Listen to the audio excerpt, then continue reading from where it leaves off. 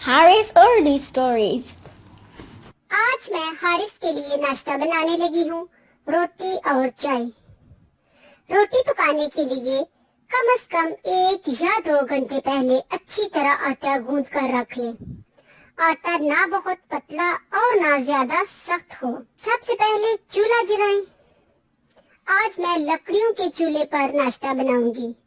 चूल्हे में कुछ सूखी लकड़ियां रखकर आग लगा लें और तवा चूल्हे पर रख दें।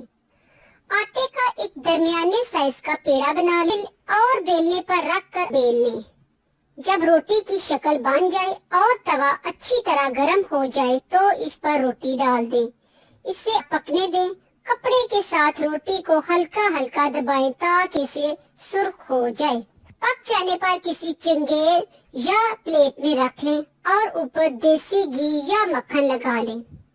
अब चाय बनाने के लिए सबसे पहले एक पैन या छोटे तांबिये में 1 कप पानी, चाय की पत्ती, दूध और चीनी की जरूरत है। तांबिया चूल्हे पर चढ़ाकर पानी उबलने पर चाय की पत्ती डाल दें, फिर दूध और हस्बे जरूरत चीनी शामिल कर लें। फिर किसी डोंगे या चम्मच के साथ हिलाते जाएं ताकि चाय अच्छी सी पक जाए।